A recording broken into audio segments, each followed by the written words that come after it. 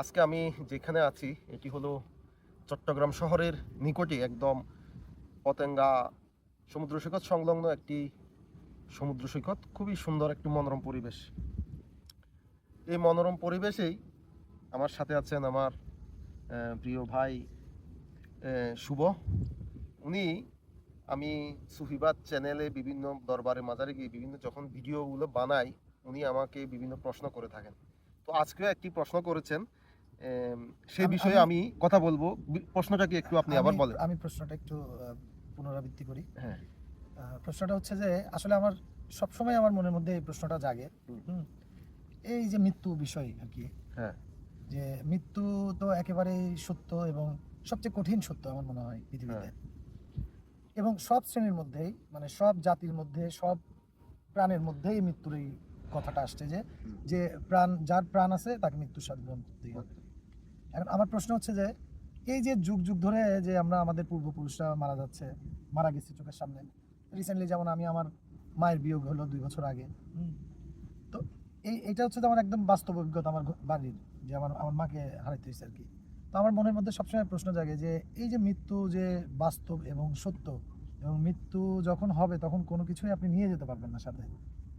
এত কিছু আমরা আমাদের চোখের সামনে দেখার পরেও আমাদের পরিবর্তন কি আদৌ হয়েছে, মানে মৃত্যু সম্পর্কে?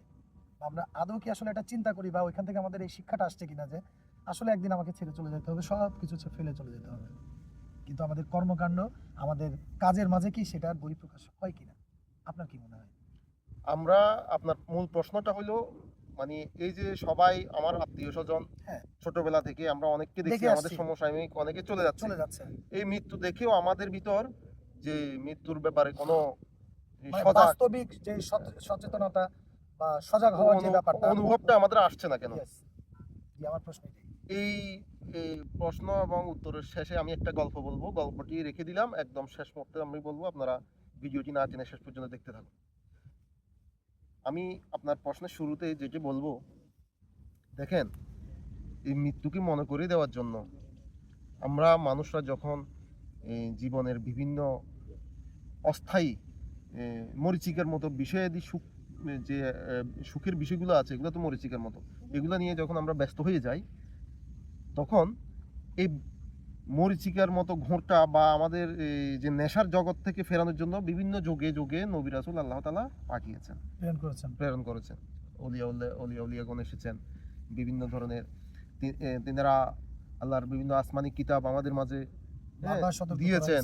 যুগে যুগে ওনারা বিভিন্ন সময় যখন অন্যায় অত্যাচার সমাজে বেড়ে যেত এগুলো দিয়েছেন। আসলে আমরা যারা এখন বর্তমানে মুসলিম দাবি করছি, আমি অন্যান্য ধর্মাবলম্বীদের বলবো না, তাদেরও নিশ্চয়ই কোনো এক পথ প্রদর্শক আছে, তাদেরও কিতাব আছে, তাদেরও ধর্মগ্রন্থ আছে। আমি আমাদেরটা বলি।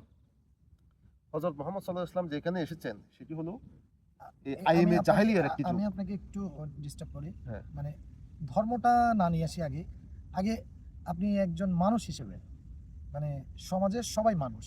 এই চিন্তা থেকে মৃত্যুর ওই ব্যাপারটাকে একটু চিন্তা করে দেখেন। এরপরে আমরা ধর্মের ব্যাপারটা, যার যার ধর্মের অবশ্যই সেভাবে বলা হয়েছে। আমি আমি বলি আপনাকে, ধর্মটা এই জন্য আসবে, কোনো মানুষই ধর্মের বাইরে না। আপনি ধর্মের বাইরে একমাত্র পশু পাখি গরু ছাগল এগুলো পাবেন। আসবে, ধর্মটা অবশ্যই আসবে। মানে আগে এজ এ মানুষ হিসেবে আপনি দেখেন, মানে আমি আপনাকে আরেকটু ব্যাখ্যা করে যদি বলি, হিন্দু বৌদ্ধ খ্রিস্টান যত ধর্ম আছে, এবং যারা নাস্তিক আছে, যারা ধর্মে ব্যবসা মানে বিশ্বাস করে না, তাকেও তো মৃত্যুবরণ করতে হচ্ছে। কথা ঠিক না? যে মানে যার প্রাণ আছে তাকেই মৃত্যুবরণ করতে হচ্ছে। ওই জায়গা থেকে আগে বলেন, এরপরে আমরা ধর্মের ব্যাপারটা ঢুকবো। হ্যাঁ, এরপরে আমাদের ধর্মে কি বলছে বা আরেক ধর্মে কি বলছে না বলছে সেটা হচ্ছে ভিন্ন বিষয়, কিন্তু আগে আপনি মানুষ হিসেবে অ্যাজ এ হিউম্যান হ্যাঁ, আচ্ছা, সবাইকে তো চলে যেতে হবে। তাইলে আপনি ধর্মটা আনতে চাচ্ছেন না এখানে? না, আনবো পরে, মানে আগে আপনি এই জায়গা থেকে অ্যাজ এ ম্যান, হিউম্যান হিসেবে আপনি এটা ব্যাখ্যা করেন, এরপরে আমরা ধর্মের ভিতরে যাব। ধর্মকে তো বাইরে ফেলতে পারবেন না। আমি বলি আপনারে, আমাদের ভিতরে এই আমরা যদি ধর্মকে এক সাইডে রাখি, আমরা একজন মানুষ হিসেবে ভাবি, একজন মানুষ হিসেবে, ইয়েস, আমরা প্রত্যেক মানুষই আল্লাহ তাআলার সৃষ্টি লগ্ন থেকে আমাদেরকে সৎ কর্ম করার উপকরণ দিয়ে পাঠাইছে। আমাদের ভিতর সেই জিনিসটা আছে। আমরা এই জিনিসগুলোকে, যে সৎ উপাদানগুলোকে, সৎকর্ম করার যে মন মানসিকতাগুলোকে সমাজের বিভিন্ন লোভ লালসার দ্বারা আমরা এমনভাবে আকৃষ্ট হয়ে যায়, এমন ভাবে সমাজের বিভিন্ন এই টাকা পয়সা ধন দৌলত এগুলোর প্রতি আসক্তি আমরা হয়ে যাই, আমরা মৃত্যুকে সহজে ভুলে যাই। আমরা মৃত্যুকে ভুলে যাওয়ার কারণে আমাদের কি হচ্ছে, আমরা ভাবছি এই 60-65 বছর জীবনটাই আমাদের সবকিছু। সবকিছু। আমরা যে এর বাইরে জীবন আছে, এর বাইরে অনেক কিছু আছে, আমরা সেটা অকপটেই ভুলে যাই। আপনি দেখেন, আপনি যেহেতু ধর্মের বিষয়টা আনতে চাচ্ছেন না, আমি বলি আপনারে, পৃথিবীতে নাস্তিক রাষ্ট্রগুলো যদি আপনি দেখেন, জাপান, হুম। সুইজারল্যান্ড, হ্যাঁ, Russia maybe, Russia, Russia Ukraine, তারপরে কোরিয়া, এই রাষ্ট্রগুলো টোটালি ধর্ম নাই, এরা ধর্ম মানে না। খুবই 5% মানুষ হয়তো মানে, বা 2% মানুষও মানে, হুম। এরকম। কিন্তু ওই রাষ্ট্রগুলো আপনি দেখেন, ওগুলো স্বর্গের জায়গা।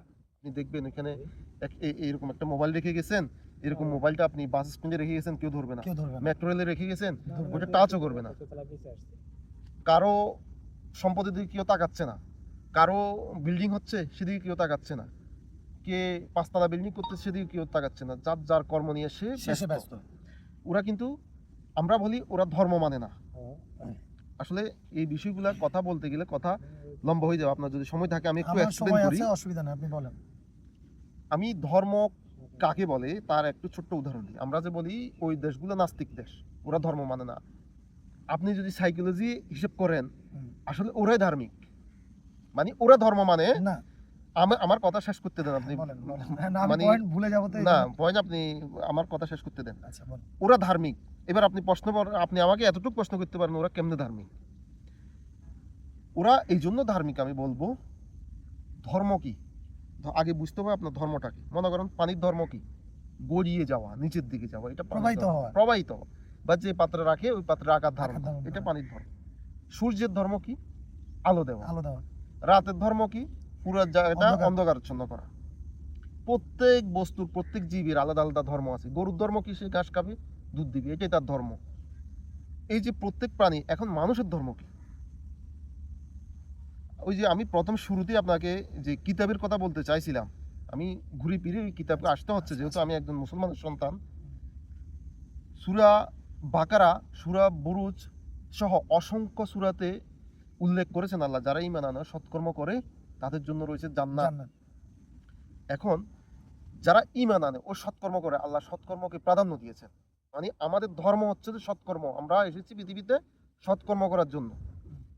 আর সৎকর্ম যদি ধর্ম হয়, অসৎকর্মটা আমাদের জন্য অধর্ম। অধর্ম।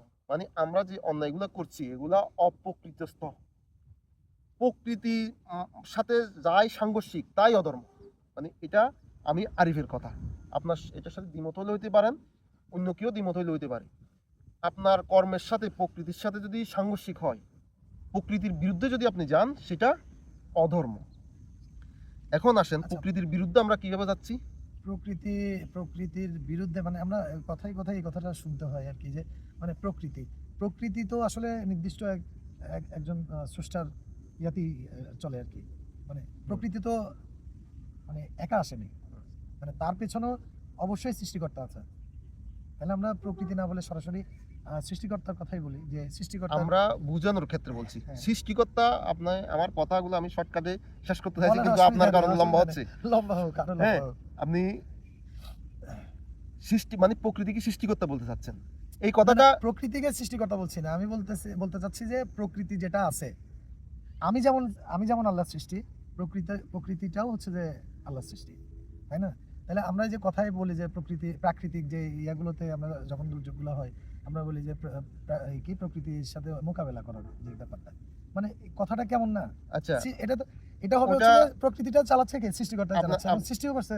আপনাকে ধন্যবাদ। প্রকৃতির ওই আপনার প্রসঙ্গে গেলে আমি মূল প্রসঙ্গের বাইরে চলে আচ্ছা, যাচ্ছি। আচ্ছা। তবু সিম্পল আপনাকে উদাহরণ দিই, প্রকৃতি এবং স্রষ্টা প্রতিপক্ষ না, প্রতিপক্ষ না। যাহাই প্রকৃতি তাহাই স্রষ্টা।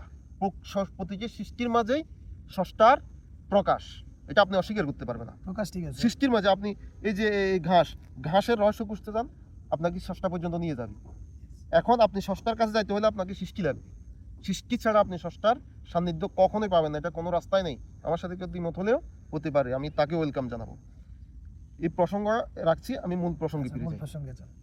আমরা ধর্মকে একদিকে রেখে আমরা অধর্মের কাজ করছি। মানে আমাদের মানুষের কাজ হচ্ছে কি, আমরা আপনার প্রতি সহনশীল হব, মানুষের প্রতি সহনশীল হব, প্রকৃতির ভিতর সহনশীল হবো, আমি সৎ থাকবো, সত্য কথা বলবো। আমি আমার যে কর্ম করছি, আমি যদি ডাক্তারি করি, ইঞ্জিনিয়ারিং করি, আমি যদি ফুটপাতে একটা চা দোকান চালাই, আমি যদি একটা সরকারি দায়িত্বে থাকি, আমার কর্মে আমরা স্বচ্ছতার বা জবাবদিহিতার জায়গা থেকে আমরা সৎ থাকবো। এখন বলেন, আমি মনে কালকে কথার প্রসঙ্গে আপনাকে বলছি, আমরা এই জায়গা থেকে বারবার দূরে সরে যাই। আমি চাই যে শুভ ভাই আপনি ঠিক হয়ে যান, কিন্তু একই দোষটা আমার ভিতর রয়েছে।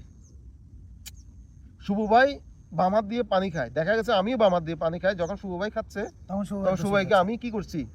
criticize বাধা করতেছেন দিচ্ছি, বা সমালোচনা বাধা করতেছেন। দিচ্ছি বা সৎ পথের আহ্বান করছি, শুভ ভাই এটা খাওয়া যাবে না। হুম। কিন্তু দেখা গেল আমিও সেম কাজ করতেছি। তো এই কারণে আমাদের ভিতর সর্বপ্রথম যে কাজটা করতে হবে, এই ধর্মটা বা এই সৎকর্মটা নিজের উপর প্রতিষ্ঠিত করতে হবে। আল্লাহ পাক রব্বুল আলামিন কখনো বলে নাই তুমি নিজে ঠিক না হয়ে অন্যের উপর কোনো কিছু চাপিয়ে দাও। চাপিয়ে দাও। দেখেন, আমার আসলে এই প্রসঙ্গে যাওয়ারও কথা না, তবে একটা প্রসঙ্গ বারবার এসে যায়, সেটা হলো যে আমরা কি করি, আমরা চাই আমাদের সমাজটা ঠিক হয়ে যাক, আমাদের দেশটা ঠিক হয়ে যাক, এটা আমরা চাই না? অবশ্যই চাই আমরা। আমাদের দেশটা ইউরোপের মতো হোক, আমাদের দেশটা সৌদি আরবের মতো হোক, কিন্তু দেখা গেল আমি নিজে হতে চাই না।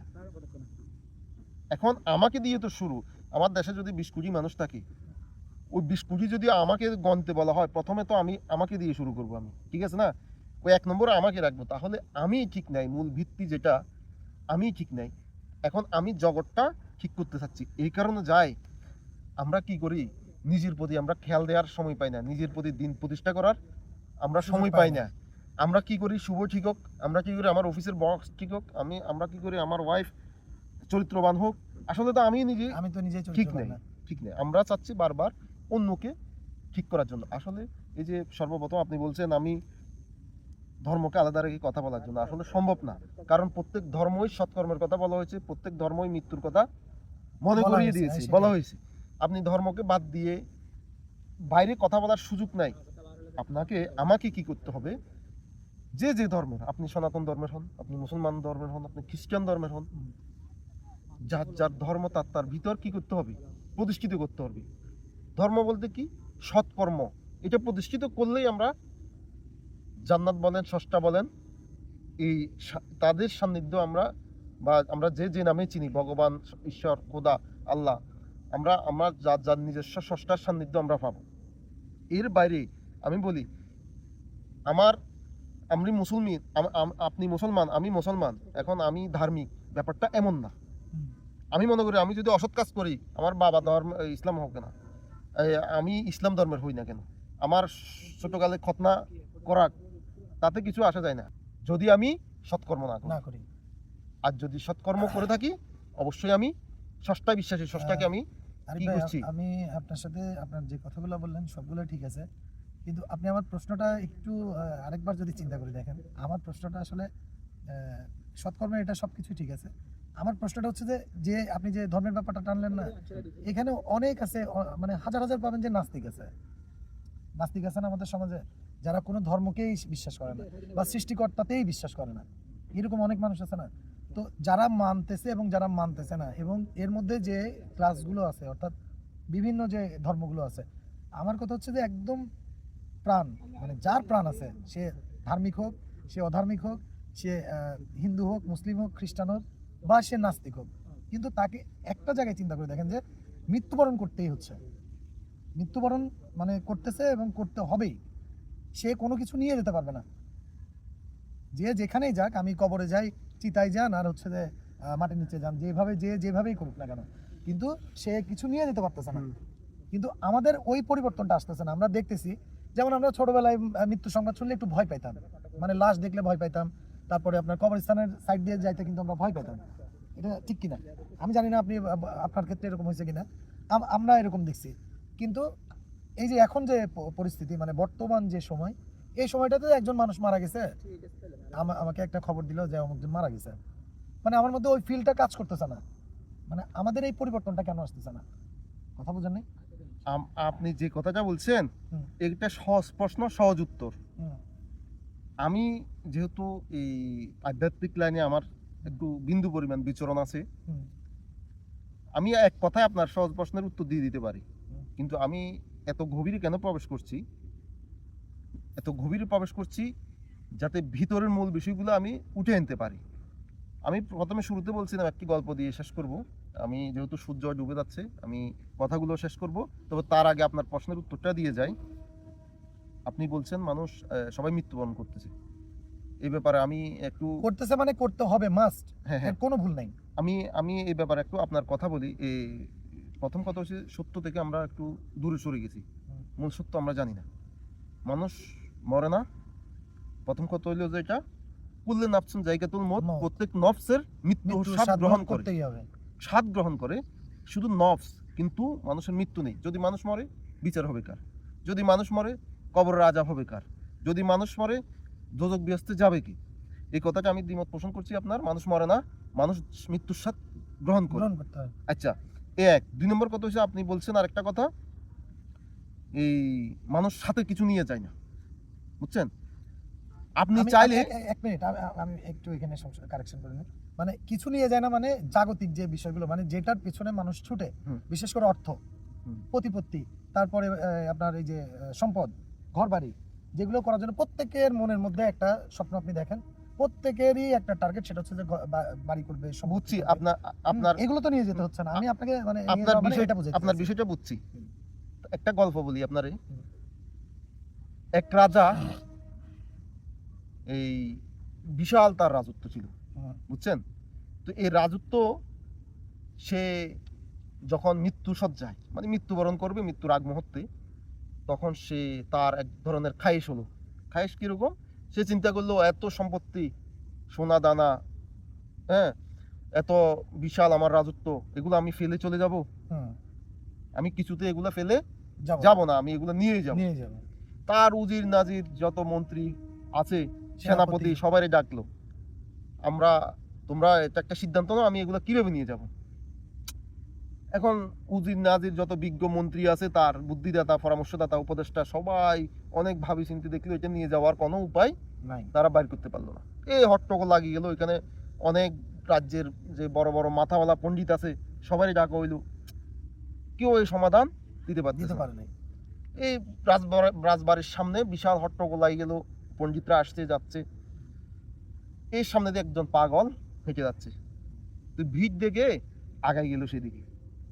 আগাই যাইয়া বললো, এখানে এত ভিড় কেন? বললো, ওই মন্ত্রী যিনি, ইনি আগে আসছে। তো এই পাগলকে কে ঢুকতে দিছে?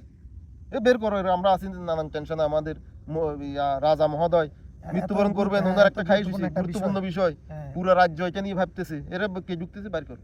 তো ও বলছে, আচ্ছা আমি বের হয়ে যাবো, আমাকে একটু বিষয়টা খুলি বলেন। তো ওই মন্ত্রী যিনি, ও ইয়াকে একজনকে ডেকে বললো, একে একটু বিদায় করো, কি চায় একটু বলে বিদায় করো।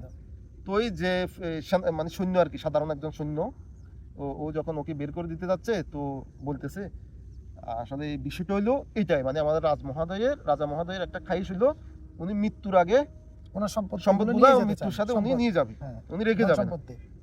আরে ওই পাগলে বললে এটা তো একদম সহজ, হুম। এটা তো পানির মতো সহজ। কিরকম? এত সহজ? এই যে তো সবকিছু নিয়ে যেতে পারবে। হুম। কে বললো? পাগলে। এই শুনি ওই সৈন্যর তো খুশিতে আত্মহারা। ও যাইয়া বললো, মন্ত্রী রে, উপায় আছে একটা। কিভাবে? কই পাগলের কাছে আছে। এই পাগলকে নিয়ে চলো কোথায়?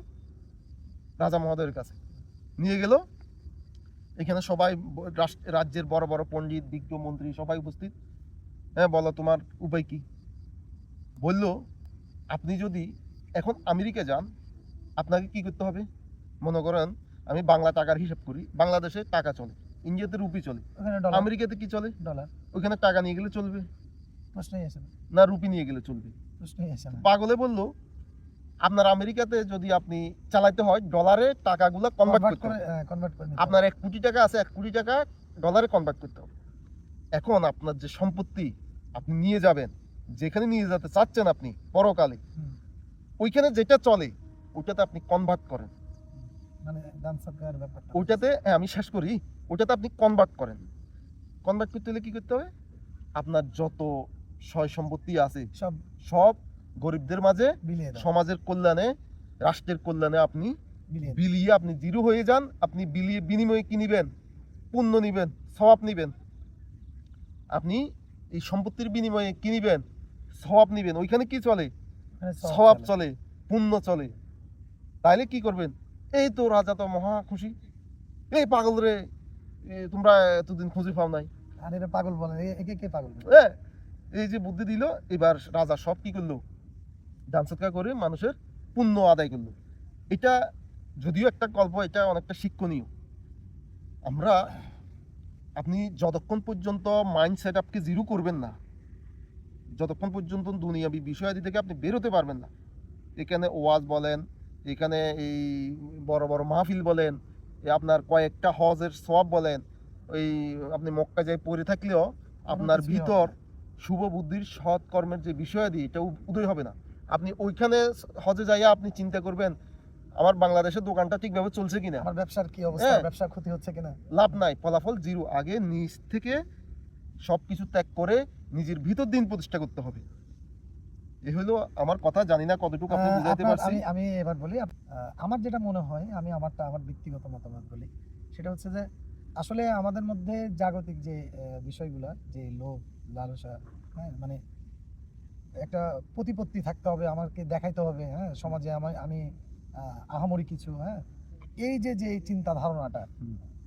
এই চিন্তা ধারণাটাই আমার মনে হয় যে আমাদের এই যে মৃত্যুর যে আসলে আসল স্বাদ, আমাকে যে মানে মৃত্যুবরণ করতে হবে, ওই কথাটার ওজনটাকে আমাদের এই চিন্তাটা কমায় দেয়, আমার যেটা মনে হয়। না না, হ্যাঁ। এটা আপনার, আমি এই বিষয়তে যাইতে চাইছিলাম, যেহেতু সময় স্বল্পতা, সময় কম, না, আমি আসলে আমি আপনাকে যেতে খুঁচাই বারবারই খুঁচাই এই কথাটা, মানে মূল কথা হচ্ছে যে যেতে আমাদের মধ্যে ওই জিনিসটা নাই, মানে আমরা ভুলে যাচ্ছি, বারবারই এটা ভুলে থাকতেছি যে তোর যা হয় হবে, হ্যাঁ, এখন আগে আমি আরামায়েশ করে নি, বা আমি এখন আগে আমার সম্পত্তি, আমার প্রতিপত্তি একটু দেখাইনি, হ্যাঁ, এই যে মানসিকতাটা কাজ করে আমাদের, এটাই হচ্ছে যে বড় তবে সমস্যা। আমি আপনার সাথে কথা বলে অনেক ভালো লাগলো, এবং আপনার ভিতরে কিছু একটা আছে নূর, এটা আমরা নূর বলতে আরবি শব্দ, আর বাংলা বলে আলো। আলো।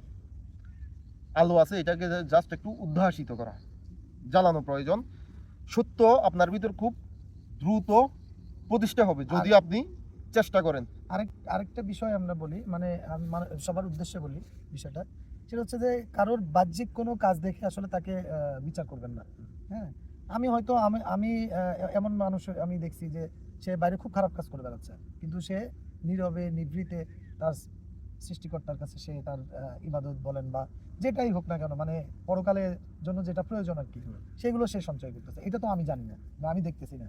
তো আপনি একজন মানুষের বাহ্যিক দিকগুলো দেখে নেগেটিভ কমেন্টস করা বা নেগেটিভ ধারণা করা, এই জায়গাগুলো থেকে একটু আমার মনে হয় যে বিরত থাকাটা খুব ভালো। অবশ্যই অবশ্যই আমি আরেকদিন আপনার সাথে কথা বলবো। আরেকদিন কোনো বিষয় নিয়ে, অন্য কোনো না, বিষয় অন্য নিয়ে। কোনো না, সেই টপিকটা আমি ঠিক করে দিচ্ছি। সেটা হলো যে লোভ, লালসা, হিংসা, ঘৃণা, নিন্দা, কাম, এই 6টা রিপু থেকে আমরা কিভাবে মুক্ত হতে পারবো, এটা নিয়ে আমরা আলোচনা করবো। ষড়রিপু যেটাকে বলে, হ্যাঁ, এটা নিয়ে 6টি মুক্ত, রিপু। হ্যাঁ, 6টি রিপু থেকে মুক্ত হওয়ার বিষয় নিয়ে আমরা আলোচনা করবো। আজকে এখানে শেষ করছি।